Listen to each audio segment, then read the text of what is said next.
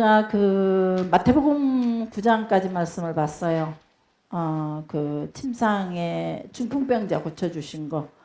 소자야라는 이야기는 우리가 작은 자야. 그거는 나는 큰 자고 우리 또 조금 부족하고 사회적으로 약한 자들에게 소자 작은 자라 표현하는 그런 것들이 아니라 아들아, 이 표현이라고 그랬죠. 아들아. 보편적으로 그들이 사용했던 그런 단어라는 겁니다. 자, 제가 그 말씀 우리 어젯밤에 일을 묵상하면서 어젯밤에도 가고 난 뒤에 저 혼자 묵상하고 오늘 새벽에도 새벽기도 참석하고 계속 묵상하면서 자, 사랑하는 성도 여러분, 믿음, 소망, 사랑이 세 가지는 항상 있을 것인지 이 말씀을 고린도 전서 13장 13절 말씀이죠. 이 말씀을 제가 순간 제 앞에 그 말씀이 스쳐 지나가면서 와, 엄청난 말씀이구나. 제가 내 자녀들과 우리 청년들의 문제를 놓고 기도하면서 다음 세대를 놓고 기도하면서 할 때에 하나님께서 믿음, 소망, 사랑이 세 가지는 항상 있을 것인지 한번 같이 해봅시다. 시작.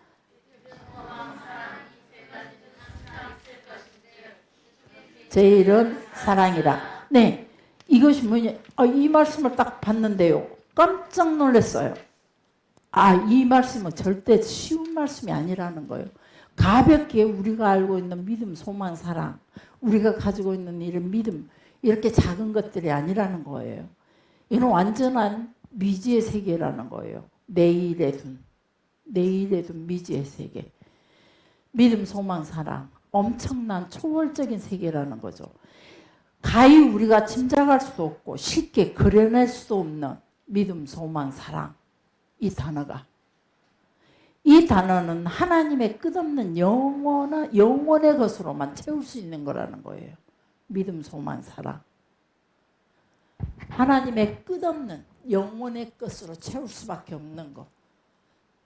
믿음, 소망, 사랑은 눈에 보이는 세계가 아니에요.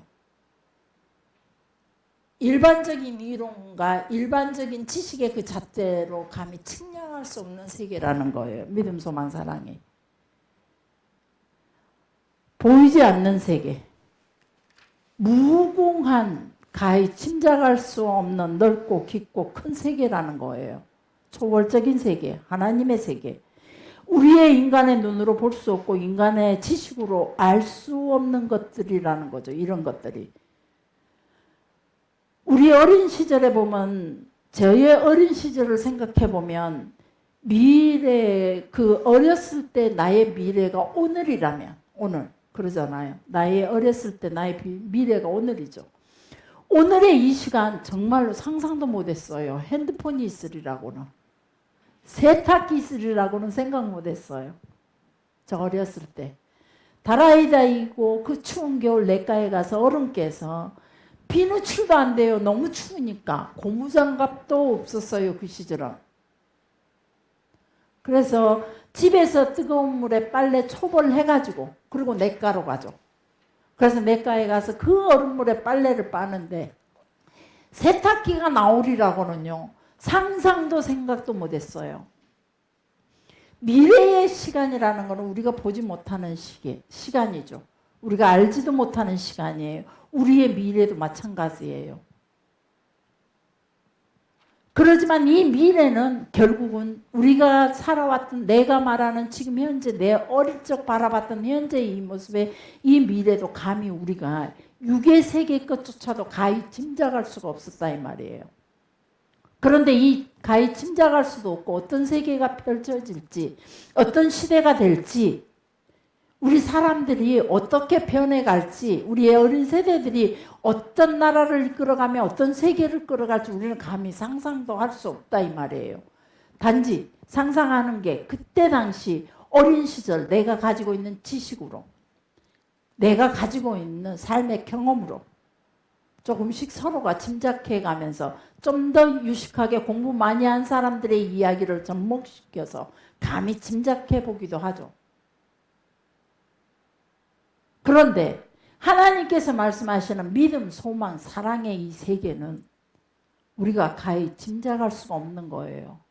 성경에 보면은 수많은 기적과 이적들이 나와요. 하나님께서 우리는 종종 기적과 이적에 하나님의 나라에 초점을 맞추면 안 돼요. 하나님이 원하시는 하나님의 세계가 어떤 세계인지, 하나님의 나라를 이루기 위해서 우리가 어떻게 살아야 되는지, 우리는 어떤 존재냐, 하나님께 부름을 받은 하나님께서 우리를 위해 지으실 때 목적이 뭐냐면은 하나님의 영광을 드러내기 위해서 지었어요. 그리고 하나님의 영광을 위해서 드러내기 위해서 지으셨고, 각자마다 하나님께서 소망을 주셨어요. 부르심에 소망을 주시고 각자에게 소명을 허락하셨다는 거죠. 사명으로 우리는 살아야 된다 이 말이에요. 하나님께서 그 각자에게 사명을 주시면서 우리 미래에 대해서 하나님은 원대한 꿈을 꾸리면서 하나님이 하실 수 있는 그 일들을 우리에게 허락하고 싶어서, 그 하나님이 하시고자 계획했던 그 길을 나로 통해 이루기 원해서 나를 부르셨어요. 그럼 내가 이루어가는 그 하나님의 나라는 감히 짐작할 수 없는 거라는 거예요. 여러분이 짐작할 수 없어요, 제 일을. 내가 나이 지금 들어서 은퇴 나이 됐지만 은퇴하고도 나는, 여러분이 우리 사모님 나이 들어서 병들고 지쳐서 무슨 일을 할 수 있을까? 아브라함, 죽은 자 같은 아브라함에게 놀라운 일을 행하셨던 것처럼 그런 나지만 늙어서 아무것도 할 수 없는 그런 나이가 됐지라도 은퇴하고 일했던 사역의 장소마저 떠나서 사역할 수 있는 장소가 없다 할지라도 하나님이 나로 통해 이루고자 하신다면 여러분이 상상할 수 없는 것들을 이루실 거라 이 말이에요. 여러분이 가히 짐작할 수 없는 것들을 이루어 가셔요. 거기에 대한 믿음, 소망, 사랑이라 이 말이에요. 하나님의 세계에 대하여. 그래서 믿음이라는 거는요, 우리가 감히 측량할 수가 없는 거예요. 내가 믿음이라고 외치는 거는요, 여러분의 개인적 믿음, 개인적인 믿음의 분량. 그 믿음의 여러분의 개인적인, 인간의 개인적인 믿음의 분량은 극히 적어요. 지금 이 시간에 여기 중풍병자 있다면 일어나 걸어라 그러면은요, 그 사람의 개인적인 믿음의 분량은요, 절대 기적이 일어날 수 있는가 없는가. 지금 이 시대는 그래요. 병원에 가야 병원에서도 못 고치는 중풍병자를 여기서 어떻게 고쳐요? 여러분이 의식적으로 지식적으로는 알고 있어요. 성경에서 못할 일이 없다 하지만 여러분은 의식 속에서는 절대 하나님 앞에서 병 고친다는 이 의식에 간절함이 없어요. 눈먼 자가 눈을 뜨게 한다는 그 간절함이 여러분에게 죽게 대한 그 믿음이 없고 죽게 대한 소망이 없어요. 이 땅에 국한된 소망이 여러분에게 있을 뿐이에요. 육적인 소망. 하나님에 대한 소망을 진실로 꿈꾸고 있다면 우리는 우리의 삶 속에 당대에 나의 눈으로 중풍병자가 일어나는 것을 보게 될 것이고, 내가 중풍병자일지라도 나를 통해 이루어가시는 하나님의 놀라운 역사를 이루어가시게 된다는 것을, 내가 알지 못하고 내가 할 수 없고 짐작할 수 없는, 감히 상상할 수 없는 그 일을 나를 통해 하나님이 이루어가셔요.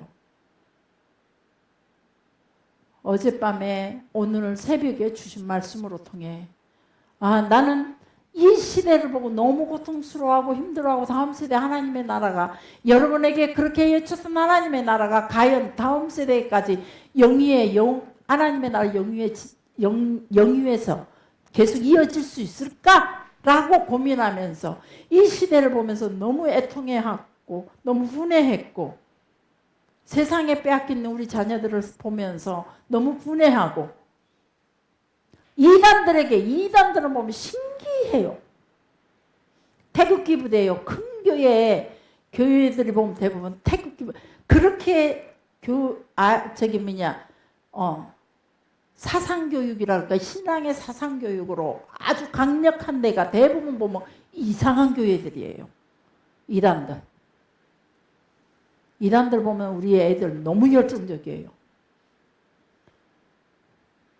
이상하게 태극기, 이 이야기는 우리 목사들이 얘기를 한 거예요. 태극기 부대의 교회도 가봤대요. 아이들이 불이래요. 목사님 설교도 불이래요. 알죠? 우리가 무슨 교회냐? 정강훈이? 맞나요? 정강훈 목사 보세요. 어른들 나오라 그러고 엎드려! 발굽혀 폐기해! 이런 막 음란한 그런 어떤 언어들을 너무 쉽게 표현하잖아요. 하나님 내 말 안 들으면 내가 가만 안 둘 거예요. 이런 말 너무 쉽게 했던 이런 강력한 교육들이 그들에게 먹히고 있다는 거예요. 그곳에 있는 사람들은요. 곳곳에 예배만 마치면요. 왼종일 교회를 떠나지 않는데요. 그 청소년들이. 군대 가보니까 군데군데 둘러앉아서 기타 치고 노래하고 찬양한대요. 태극기 부대 시작하면 돌치기 들고 욕하고 난리가 난대요. 어떻게 그게 하나님 나라라고 할 수 있겠어요? 그런 데는 그렇게 하더래요. 그게 우리 남목사들이 막 한탄하는 거예요. 이해할 수 없는 세계래요.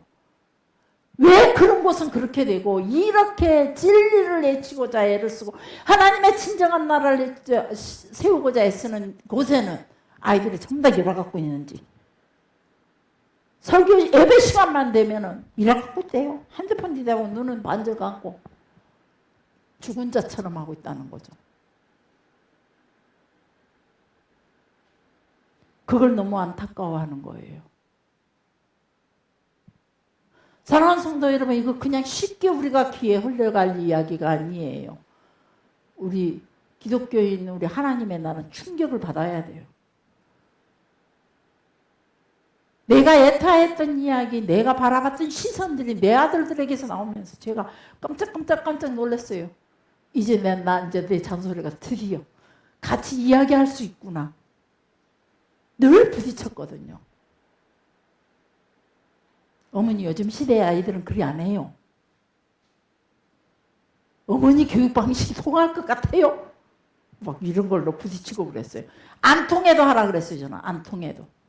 진리라면 그들이 듣든지 아니 듣든지 에스겔 말씀해 보면 그들이 듣든지 아니 듣든지 너는 그리 알아. 나갈 때 들어올 때 누워있을 때나 앉을 때나 밥상 앞에서 길을 갈 때나 계속 교육하고 훈계하고 교육. 해년마다 매 절길 때마다 왜 6월절을 지키냐 하면 똑같은 소리 반복하는 거예요. 물론 우리 강미연 집사님네 몸소리 나겠지만 아버님 제사 때마다 앉아서 똑같은 얘기 줄줄줄줄줄 오죽하면 그걸 강미연 집사님 시동생이 기록해가지고 당시 어느 날은 아버지가 하려고 그래서 자기가 먼저 했다가 아버지 대노하셨대요. 같은 소리 매번 제사 때마다 하시는 거예요. 아버님이. 그게 유태인의 교육이에요.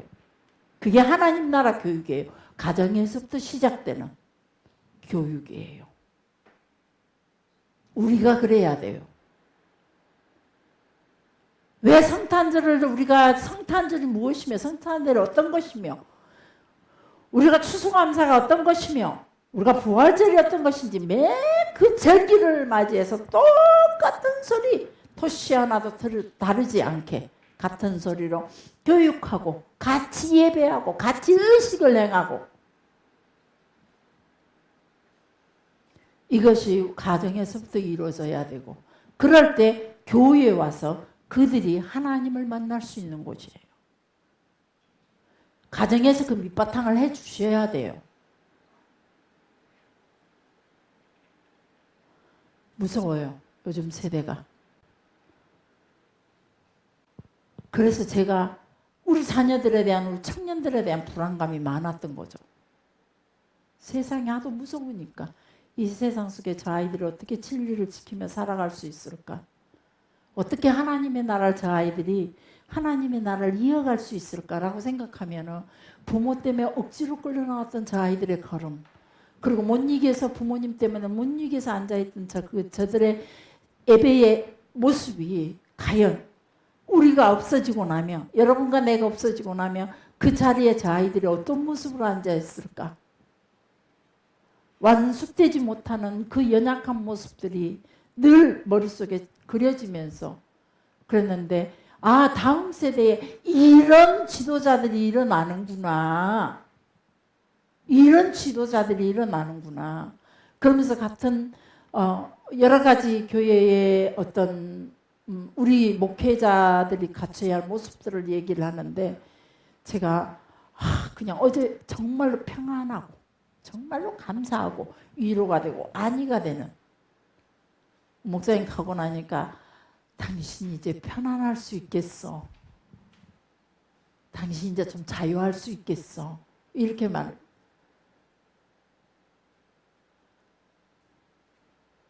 누군가가 저를 부러워할 것이라는 거죠.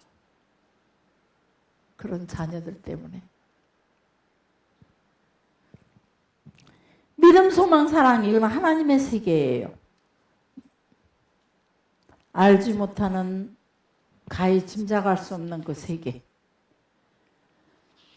우리는 그 인간의 한계를 넘어서 신적인 세계에 대한 믿음이 확실히 갖춰져야 돼요. 우리 아이들에게.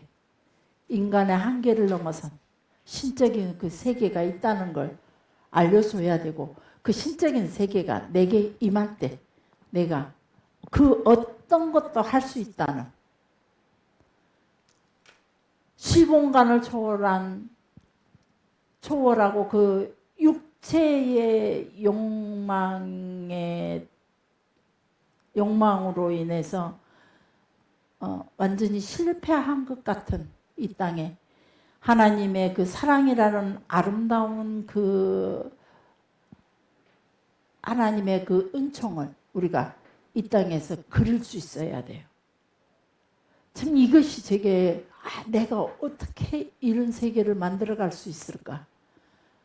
하나님의 그 신적인 초월된 능력이 우리 가운데 그대로 이루어질 수 있도록 그 믿음을 어떻게 심어줄 수 있으며,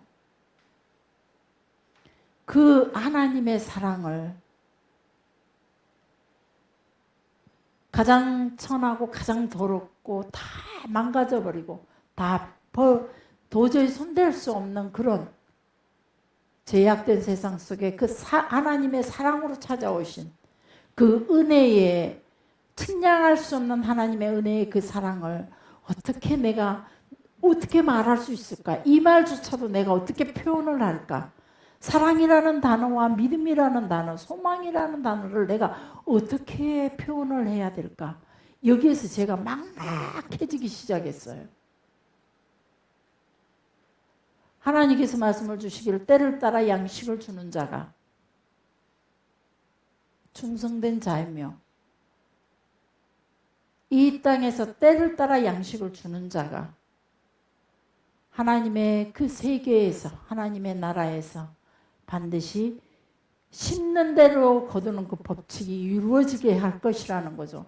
그래서 주시는 말씀이 결국은 너는 충성하라. 사랑하는 성도 여러분에게 주시는 말씀은 하나님 앞에 충성하라. 그 자녀들을 데리고, 우리에게 주신 기업들을 데리고 충성스럽게 자녀들이 육적인 삶을 잘 살아가는, 육적인 삶의 부요를 누리고 육체의 욕망을 이기고 살아가는 그런 세상으로 살아갈 수 있도록 돕는 충성이 아니라, 이 땅에서 저 영원한 세계가 있음을 알고 이 땅에서 하나님의 나라를 이루고 하나님의 나라를 건설하고 하나님의 영광을 돌리며 살아갈 때 저 영원한 세계로 이어진다는 걸 끊임없이 전하고 또 전하며, 기회가 딱지가 붙도록 얘기하고 또 얘기하면서 충성스럽게 하나님의 영광을 드러내기 위해서 전하는 자들에게 우리가 죽어서도 계열이 나눈다는 거예요. 급이 나눠진다는 거예요. 부끄러운 구원이냐, 상급받는 구원이냐, 10고을 다스리냐, 5고을 다스리느냐, 멸류관을 받느냐, 쫓겨남을 당하느냐, 이 상급이 내가 이 땅에서 얼만큼 충성스럽게 살았느냐에 따라. 믿음, 소망, 사랑, 이 말씀을 한번 여러분들도 묵상해 보시기 바랍니다. 내게 주어지는 그 믿음, 소망, 사랑, 내가 어느 정도 크기에 내가 그런 믿음의 역량을 가지고 있으며, 사랑이라는 그 넓이가 어느 정도인지, 소망이라는 그 크기가 내게 어느 정도 높이, 어느 정도 멀리 내가 그릴 수 있는 건지, 내 자녀들에게. 그래서 저는 다시 한번 또다시 우리 청소년들을 위해서 또다시 소망을 가지게 되며, 동시에 기쁨으로 우리 청소년들을 다시 한번 또 바라보게 됩니다. 반드시 하나님은 약속을 이루신다는 분, 대신에 누구에게 이루어주시냐? 내가 충성스럽게 감당하는 자에게. 충성스럽게. 결국은 여러분의 목입니다. 하나님은 약속하셨고 그 약속을 도달하는, 약속의 자리에 도달하고 은혜의 자리에 도달하고 축복의 자리에 도달하는 것은 여러분들이라는 거예요. 내가 얼마나 충성스럽게 그 길에 서 있느냐는 겁니다. 서툴러도. 저도 우리 아이들하고 대화하고 설 때 제가 너무 서툴러요. 왜? 그 아이들은 많이 배웠고 많은 것들을 가지고 있고 인지하고 여러 가지들 많은 것들을 생각하고 있는데 저는 거기에 비해서 말반도 그들이 훨씬 잘. 왜? 내가 모르는 세계를 갖고 이야기하거든요. 그래서 제가 말해가 질변할 때가 많아요. 그럼 저는 성경에서만 얘기해요. 오기로. 야, 하나님 나라에서부터 시작해. 세상의 흐름 얘기하지 마. 시대 어쩌고 하지 마. 다시 근본적인 하나님의 나라를 세워가는 게 중요하다. 기초가 든든해야 된다. 너희 아무리 세상에 수많은 이론과 수많은 어떤 것들이 일어나는 르네상스가 일어난다 할지라도 너희들이 기초가 없다면 그는 금방 무너진다 이 말이에요. 그래서 기초부터 시작해 하나님의 나라는. 그래서 우리가 성경 공부를 하면서도 역시 마찬가지 성경을 읽을 때 말씀을 볼 때 우리가 정말로 샘새 우리가 하나님을 알아가는 거예요. 성경으로 통해서. 기적과 이적에 초점을 두는 것이 아니라 기적과 이적의 삶에다가 우리가 모든 우리의 삶의 생애를 거는 것이 아니라 하나님이 나를 부르심의 그 부르심의 목적을 찾아가면서 하나님의 뜻이었던 건지 내가 어떻게 살아야 하나님이 영광을 드러내는지에 초점을 두고 사건마다 성경에 일어나는 사건마다 성경에 나타난 여러 가지 구절마다 무엇을 말하고 있는지 제가 말하는 게 다 옳다고 할 수는 없어요. 더 깊게 세밀하게 영성으로 갖추고 계신 분들은 더 깊은 은혜의 말씀을 나눌 수 있겠죠. 제가 가지고 있는 것에서 제가 할 수 있는 힘에서 저는 최선을 다하기를 원합니다. 여러분들도 여러분이 가지고 있는 것에서 최선을 다하시기 바랍니다. 자, 그 다음 일어나는 사건이 누가복음 5장 27절입니다. 누가복음 5장 27절인데 이 내용이 보면 27절부터 32절, 마가복음 2장 15절부터 17절. 그 여러분에게 지난번에 해줬던 그 복사해서 드렸던 이 유인물에 지금은 관심을 가지지 마시기 바랍니다. 그 이후의 사건들이 지금 계속 나가니까 그동안 공부해왔던 데까지 제가 드렸고 오늘도 역시 이것도 여러분 꼭 모아두시기 바랍니다. 제가 해드렸던 것 모아두시면 성경 읽을 때 궁금할 때마다 한 번씩 보면은 별것 아닌 것 같지만 여러분들이 성경을 이해하는데 훨씬 더 도움이 될 겁니다. 자, 그래서 여기는 보면 마태를 부르시고 마태의 본 이름은 네이라 그랬어요. 제자가 된 후 마태라는 이름을 가진 것 같아요. 자, 네인 마태가 이제 이때 시간이 언제냐? 매년 연초 봄이라는 거예요. 시기가. 예수님께서 마태를 불렀던 그 시기가 연초 봄쯤 되었던 것 같아요. 6월절이 곧 다가오거든요. 6월절은 몇 월 달이죠? 지금 제가 이 달력을 줬어요.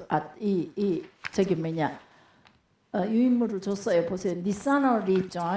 유인물에 보면 니산월 나와요. 4월. 태양력으로는 4월.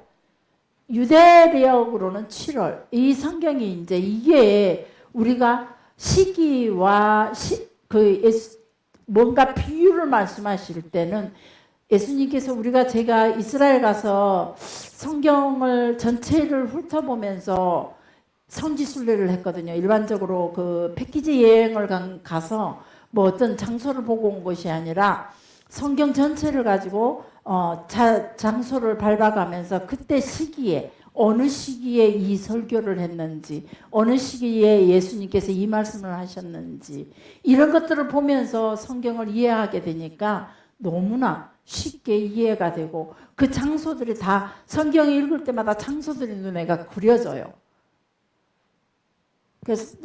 그러니까 여러분들도 이런 거 그럴 때에 아마 성경을 이해하기가 조금 더 수월하지 않는가, 도움이 되겠다 싶어서 또 이렇게 여러분에게 오늘 유물을 해서 종종 해드릴 거예요. 근데 이거 꼭 모아두세요. 버리지 말고. 자, 이때가 연초 봄. 곧 있으면 이제 니산을 말하자면 6월절이 다가오고 있어요. 그런 시기 때 마태를 만나죠. 근데 이 내용에 보면 누가복음 5장 27절부터 32절, 마가복음 2장 15절부터 17절, 마태복음 9장 10절부터 13절에 이 내용을 기록해 주고 있어요. 이 내용이 마태가 예수님의 부르심에 예수님을 자기 집으로 초청해요. 자기가 제자가 되면서 자기 집으로 예수님을 초청을 해서 잔치를 배설합니다.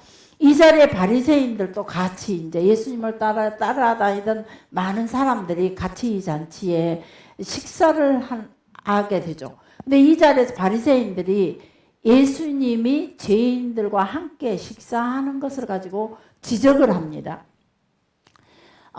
그리고 죄인들과 함께 식사하신다고 지적을 하고, 두 번째 지적은 뭐냐 하면은 왜 금식을 안 하느냐라고 두 가지 질문을 합니다. 이 내용에서. 자, 세리라는, 먼저 죄인이라는 것을 왜 죄인이라고 말했는가? 세리 마태를 가지고 왜 죄인이라고 말했는가? 뭐 그동안 설교를 들어오셨기 때문에 잘 아시지만, 세리는, 그때 당시 세리는 입찰을 통해서 세금을 거두는 권리를 부여받고 합법적으로 세금 거두는 행위를 하게 했어요. 그리고 거기에 대해서 합법적으로 세금을 거두는 그 행위에 보호를 받기도 했죠. 가한 세금을 거둔다 할지라도. 그래서 세리들은 보면은 먼저 자신의 돈으로 정부의 모든 세금을 다 내버립니다.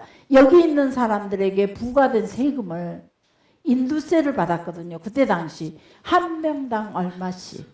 그래서 재산에 비해서 세금을 내기도 했지만 또 어느 시절에는 또 인두세를 받기도 해요. 머리의 수대로 세금을 받았죠. 한 명당 얼마씩 세금이 책정되다 보니까 여기 있는 숫자만큼 내가 먼저 있는 돈을 가지고 정부에다가 세금을 내버려요. 세금을 내면은, 물론 이제 그때 당시 헤롯이, 우리가 이중 지배 구도라 그랬죠.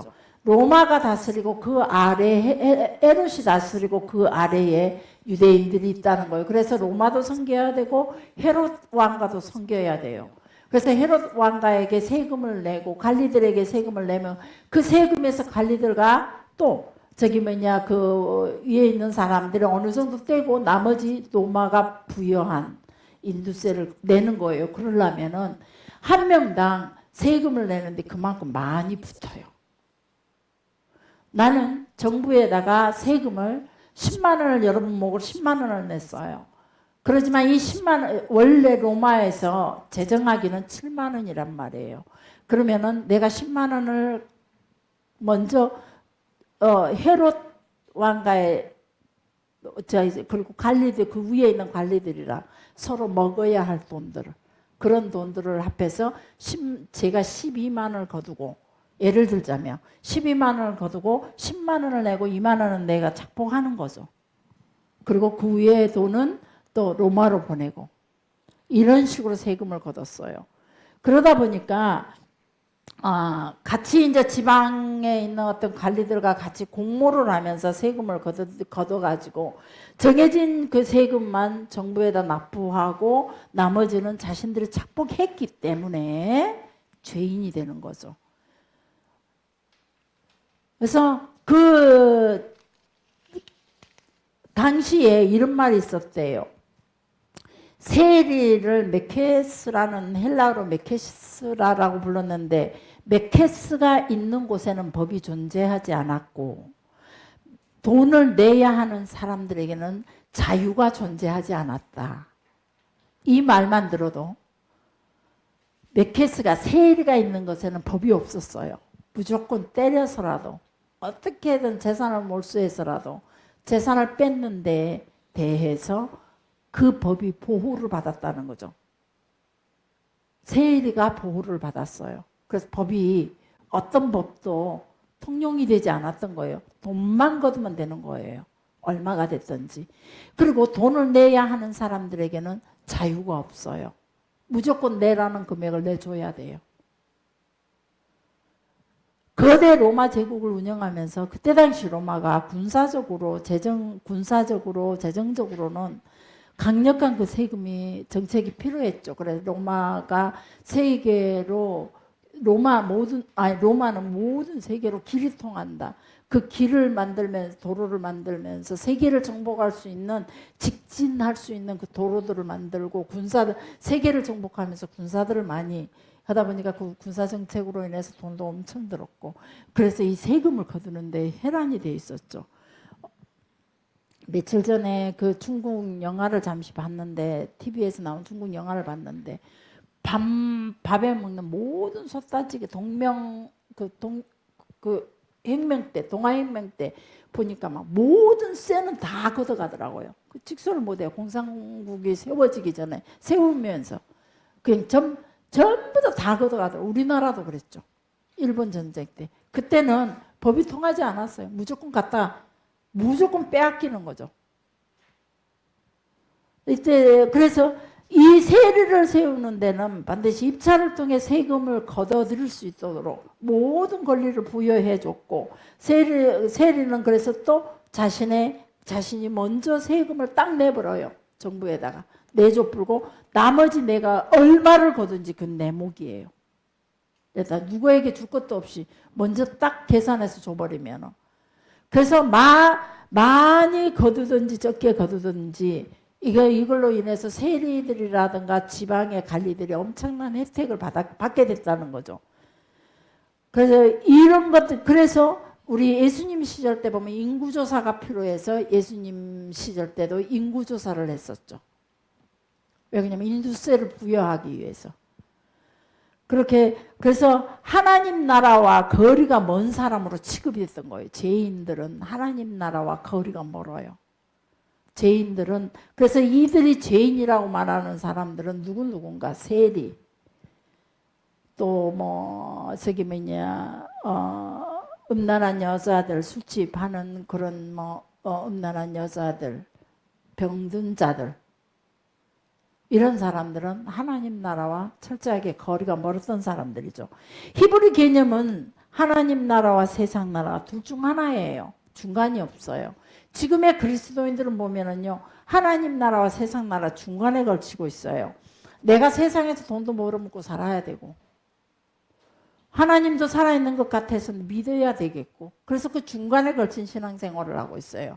이들에게는 하나님의 나라가 있다라고 볼 수가 없는 거예요. 히브리 개념이 그랬던 성경의 개념이 그랬듯이 우리는 하나님의 나라와 세상 나라 둘 중 하나여야 돼요. 빛이냐 어둠이냐 둘 중에 하나여야 된다는 거죠. 의인이냐 죄인이냐 양이냐 염소냐 분명히 하나님께서 예수님께서도 비유 말씀하실 때 양이냐 염소냐를 분명히 가름하셨어요. 왼쪽이냐 오른쪽이냐 분명한 가름이에요. 이들에게는. 그래서 하나님 나라 백성이 절대 세상에 속할 수가 없고 빛에 속한 사람이 동시에 어둠에 속할 수가 없다는 거죠. 어둠에 속하는 한쪽 손가락이 어둠에 속하는 순간 나는 어둠에 속한 사람이 되어버리는 거예요. 마태복음 9장 10절부터 11절에 보면 마태의 집에 함께 앉아 잡수실 때에 바리새인들이 예수님에게 죄인들과 함께 잡수신다라고 시작을 합니다. 죄인 이 말은 호트임이라는 말인데 사회적인 범죄인을 호트임이라고 말하고 하타 이 말은 종교적인 죄인을 말합니다. 그래서 우리가 성경에서 죄인이란 단어를 쓸 때 호트임을 썼느냐 하타를 썼느냐에 따라 사회적인 바라바는 호트임이에요. 사회적인 죄인이거든요. 예수님에게 적용되는 죄도 하타예요. 왜 그러냐면 종교적인 죄로 적용시켜서 하나님을 모독한 죄인으로 적용시켜서 십자가에 못 박게 하셨거든요. 그래서 죄인이란 단어가 이렇게 두 개로 나눠진다. 이들 역시 어떤 종류도 종교적인 죄인이 됐던 사회적인 범죄인이 됐든지 간에 이들도 역시 하나님 나라와 거리가 먼 사람들이라는 거. 마태복음 이 말씀에 이제 죄인들과 함께 먹는다고 했을 때 하나님께서 예수님께서 말씀하시기에는 뭐라고 말씀하시냐? 건강한 자에게는 의사가 필요 없고 예수님께서는 또 죄인을 부르러 왔다라고 당신에 대해서 이렇게 어필을 합니다. 그래서 이런 이야기가 어디서 나왔을까? 건강한 자에게는 의원이 있을 데 없고 이런 이야기가 어디서 나왔을까? 마태의 잔치집에서 나왔던 이야기입니다.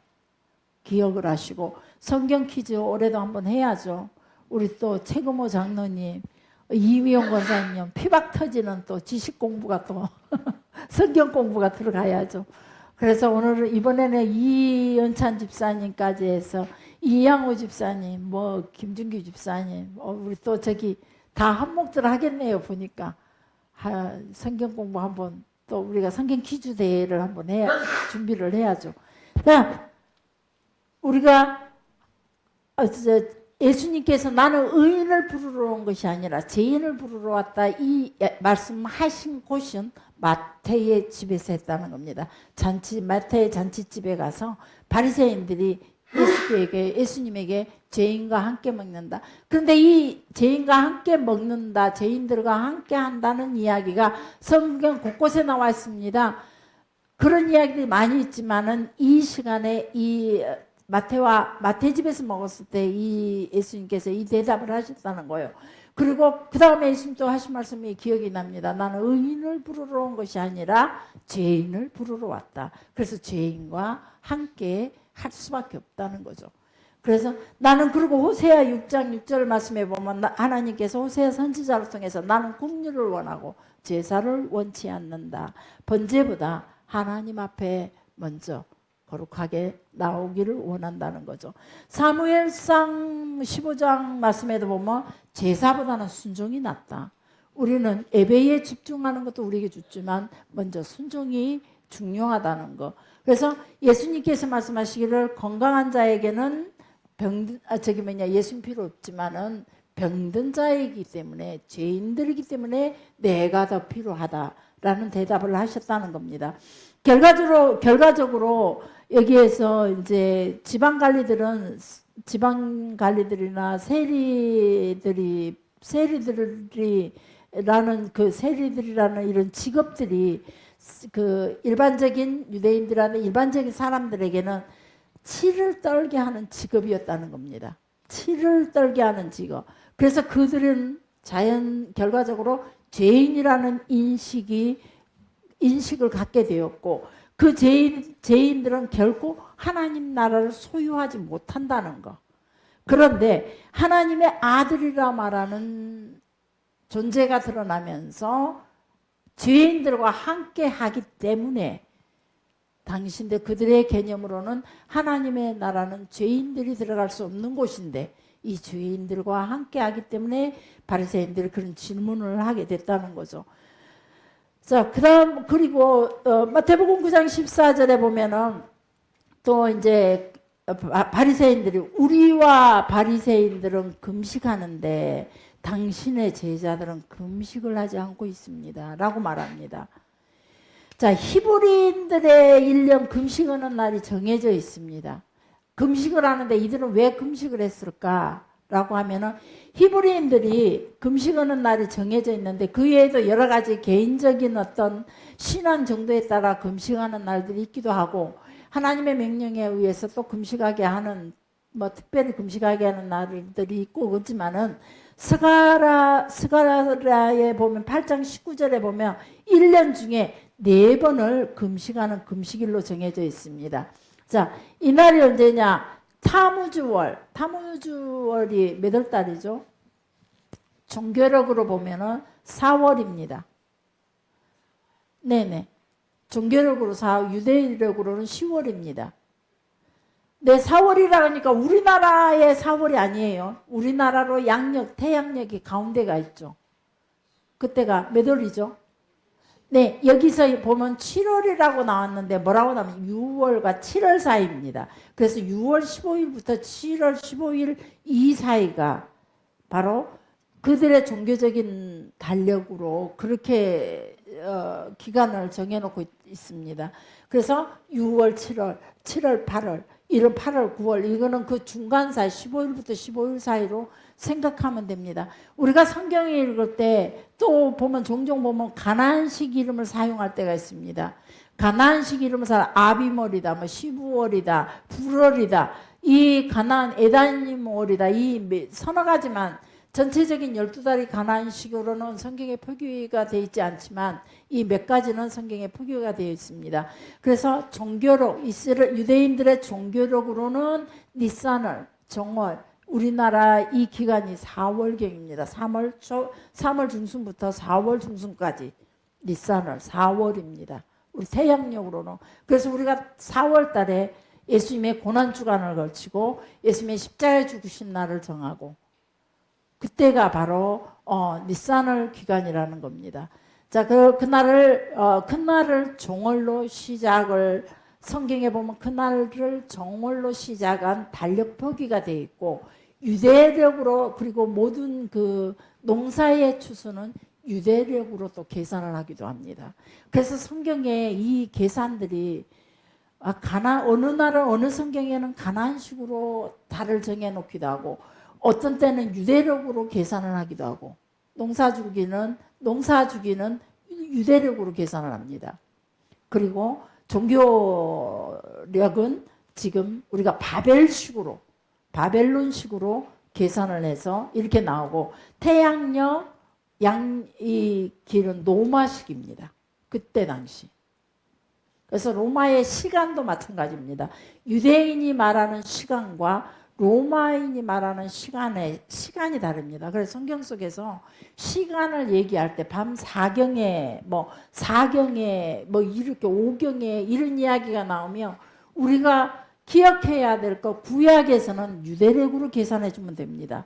그러나 신약으로 가면 로마식으로 계산을 해야 될 경우도 있다는 겁니다. 그래서 로마식의 계산은 우리 시계와 같다는 겁니다. 태양력으로 계산했기 때문에 그런 것들을 기억하시고 이걸 여러분 꼭 참고서처럼 뒀다가 성경 읽을 때 이때가 몇 월 달일까라고 생각이 궁금해진다면 이 성경을 찾아서 한번 이것을 참고서로 생각하시고 찾아보시면 될 겁니다. 자, 첫 번째 금식인 날은 타무즈월 17일째입니다. 그러면 무슨 말이냐? 종교력으로는 4월 17일이지만 일반적인 태양력으로는 7월 17일이라는 겁니다. 7월 17일. 자, 7월 17일째가 언제냐면 예루살렘이 바벨론에 의해 함락된 날입니다. 이 날이. 그래서 거기에 기록이 안 됐죠. 바벨에 의해서 함락된 날. 기록하십시오. 저 뒤쪽에 14일 6월절이라고 출애굽이라고 써져있는 그 뒷장으로 해가지고 타무즈월, 담무스월이라고도 합니다. 바벨론에 함락된 날. 자, 북방 이스라엘은 누구에게 함락됐다 그랬죠? 아수르에 의해서. 남방 유다는 바벨에 의해서 함락합니다. 약 100년 뒤에 북방 이스라엘이 망하고 나서 약 100년 뒤에 바벨론에 의해서 함락을 당합니다. 자, 그 다음에 두 번째 아부월 9월입니다. 아부월 9일째. 아부월이 몇 월 달이죠? 5월. 자, 5월로 가십시오. 5월에 보면은 언제냐면 여호야긴 시대에 여호야긴 시대면은 이스라엘이 멸망하고 나서 바벨론의 포로로 다 잡혀가고 왕들까지도 잡혀가고 나서 바벨론이 가면서 지도자를 세워놓습니다. 그달랴라는 제사장을 그 남방 유다의 지도자로 세워놨는데 나중에 이삭의 형이 누구죠? 이복동 이스마엘이라는 사람이 뭐 그 이스마엘이 아니에요. 그 후대에 이스마엘이라는 사람이 그달랴를 살해합니다. 그리고 본인은 애굽으로 친애굽파였습니다. 이스마엘이. 그래서 애굽으로 도망을 갑니다. 그래서 이때 이 그달랴가 암살된 날이 바로 아부월 9월째입니다. 그달랴. 이 그달랴가 그때 당시 종교적인 영성을 갖춘 지도자였던 것 같아요. 그래서 이 사람이 죽은 날을 이렇게까지 이스라엘 백성들이 기념하면서 금식하는 것 보면은 제가 그 자료를 좀 찾아보긴 했는데 좀 그 나중에 다음번에 설명을 할게요. 오늘은 여기까지만 설명을 하게요. 그 다음에 세 번째 티스리월입니다. 티스리월. 그래서 이 티슈리라고 써놨는데 티쉬리월 이렇게도 표현을 하더라고요. 티시리월 3일날 티시리월 3일날 죄송합니다. 아부월 9일째가 성전이 파괴된 날입니다. 이 날이 성전이 파괴된 날. 바벨론에 함락되고 나서 성전이 파괴된 날이 아부월입니다. 그리고 그 다음 티스월이 그달랴가 죽은 날입니다. 암살된 날. 이날도 금식의 날로 제정해놨습니다. 그 다음 네 번째 테베돈. 예루살렘이 포위된 날입니다. 예루살렘이 포위됐다가 바벨론에 의해서 함락을 타무즈월 때 함락되고 아부월 때 성전이 완전히 파괴됩니다.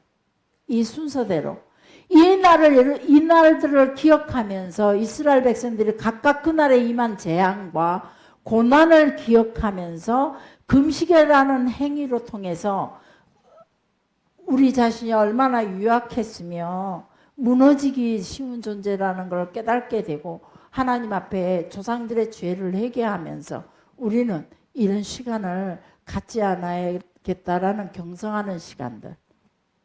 그래서 이 종교적으로 이들은 1년에 이렇게 꼭 이 시간이 되면 금식을 한다는 거예요. 근데 예수님과 예수님의 제자들이 이 시간에 이 금식을 하지 않았던 거죠. 그래서 그걸 가지고 지적을 하는 겁니다. 자, 그다음 그 다음에 일어나는 사건이 언제냐면은 이제 6월절 이제 4월경으로 들어갑니다. 공생에 이때쯤 되면 사건이 언제냐면 예수님이 6월절을 중심으로 만 2년 이제 출발의 시간 두 번째 6월절을 맞이한 봄쯤 됩니다. 두 번째 6월절 봄쯤. 그러니까 아까 그때도 역시 봄이라 그러고 했지만 아까 우리가 그 마태의 잔치집에 가고 난데 뒤에 그 며칠 뒤에 일이라는 겁니다. 이 날이 요한복음 5장 1절부터 8절 유대인의 명절이 되매라고 기록해주고 있습니다. 이때가 무슨 명절이냐가 중요하죠. 이때가 무슨 명절이냐. 그래서 시기를 보는 겁니다. 이때가 태양력으로는 10월입니다. 장막절, 수콧이라고 그러죠. 히브리어로 장막절이 곧 다가옵니다. 그래서 장막절이 언제죠? 티슈리월 해가지고 가면은 저 뒤쪽에 보면 15일 초막절이라고 써졌습니다. 이 날을 다른 말로 장막절이라고 하죠. 자, 이 시기 때 예수님이 이 첫 번째 6월절 후에 약 4개월 만에 다시 예루살렘에 나타난 거죠. 그래서 첫 번째 6월절에 와서 성전 청결 사건이 있고 난 뒤에 사마리아를 거쳐서 다시 갈릴리로 올라가서 갈릴리에서 가버나움으로 이사 가셨다가 거기서 사역을 하시다가 다시 예루살렘에 내려오게 됩니다.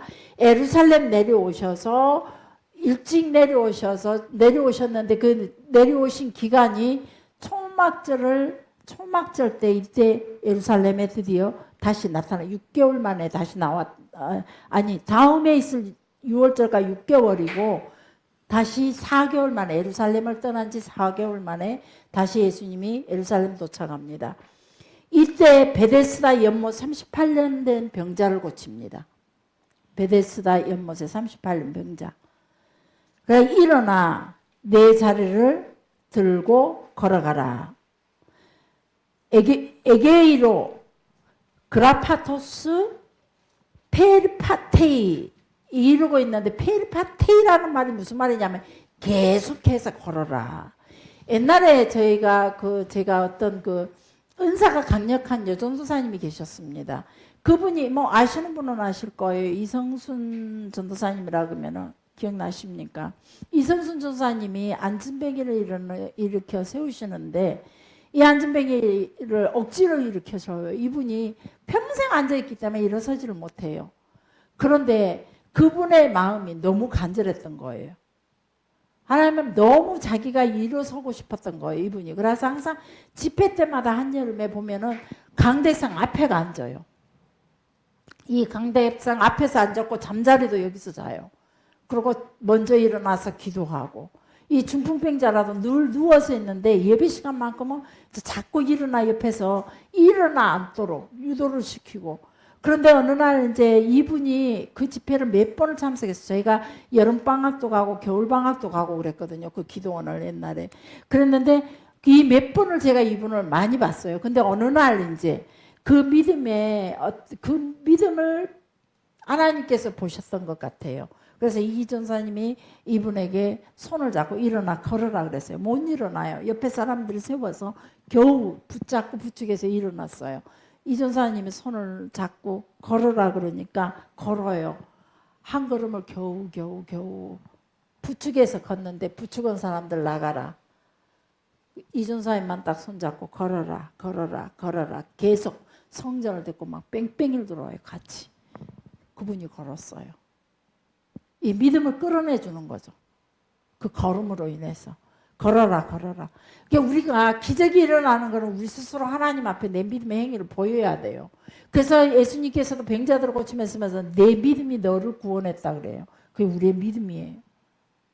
그 믿음의 세계가 엄청난 거예요. 말하자면. 우리는 그 믿음이 여러분이 믿음 있다고 고백하고 있지만 아이고 우리 이 권사님 믿음 좋아요. 아이고 우리 최 장로님 믿음 좋아요. 우리가 이렇게 평가하고 있지만 실제로 그 믿음이 하나님의 능력이 드러나느냐 안 드러나느냐 나로 통해서 하나님의 나라가 제대로 세워가고 있냐 하나님의 뜻이 이루어지냐 안 이루어지냐 이런 것들 우리 믿음의 평가가 돼야 돼요. 하나님의 뜻은 예배를 병자들을 고치신 이유는 하나님 앞에 서도록 하기 위해서. 그 시절에는 병자들이 하나님 앞에 설 수가 없었어요. 죄인이기 때문에 병이 든 거예요. 그래서 그들이 하나님 앞에 설 수가 없었어요. 그런 그들에게 하나님 앞에 설 수 있는 자리를 예수님께서 마련해 주신 거예요. 결국 우리는 하나님 앞에 서기 위해서 우리가 여러분들도 여기가 있어요. 여기 있는 하나님 앞에 서기 위해서 서 있는 여러분이 육체의 연약함으로 서지를 못한다면 하나님은 그를 고치시기를 원하신다는 거예요. 그럴 때 고치기를 원하시고 하나님도 그 고침을 주시기 위하여 계속 부르시고 계시는데 우리가 하나님 앞에 나오지를 못해요. 그리고 일어나 그러면 못 걸어요. 힘들어요. 그것이 현재 우리의 믿음이라는 거예요. 일어나 걸어라. 계속해서 걸어라. 페리타페테이라는 단어가 계속해서 걸어라. 일어나 걸어라 했더니 벌떡 일어난 게 아니다 이 말이에요. 계속 걸어. 걸을 수 있을 때까지 걸어. 우리가 애들 손잡고 걷자. 돌 지나고 나면 걸음 못 걷는 애기들 자꾸 억지로 걷게 만들잖아요. 그래서 유모차를 밀고 걸게 만들어요. 지네들이 걷도록 하기 위해서 우리가 이런 자동 막 뭘 태워가지고 막 다리 운동도 시키고 그러잖아요. 그런 것처럼 예수님도 그들에게 믿음을 끌어내시는 거예요. 네가 어디까지 나를 믿느냐. 내 믿음대로 될지어다. 그래서 믿음을 끌어내 주시는 거예요. 그래서 계속 우리 이 단어에는 그냥 들고 일어나 걸어가라는 게 벌떡 일어나 아무렇지도 않게 여태껏 들은 사람이 그냥 걸어간 게 아니다 이 말이에요. 계속해서 단어를 살펴보면 계속해서 걸어라. 걸을 수 있을 때까지 계속 걸으라는 거예요. 우리는 그냥 어느 날 갑자기 아무것도 걷지도 못해서 벌떡 일어나고 샥 걸어가는 그런 기적을 바라고 있어요. 그런데 또 불행히도 이날이 언제냐? 안식일이라는 거죠. 예수님 또 이날 공격을 받아요. 평일에도 사건 사고가 많았겠지만 성경은 안식일의 사건을 많이 부각시켜주고 있어요.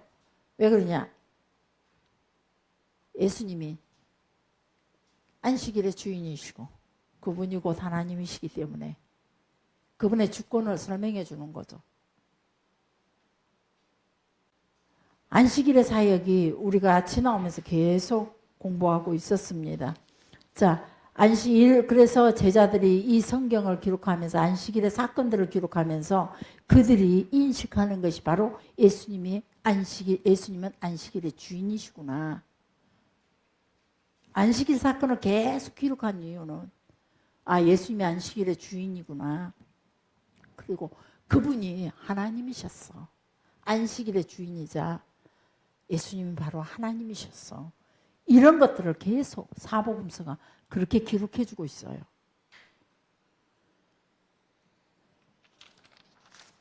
자, 오늘은 여기까지만 공부하겠습니다.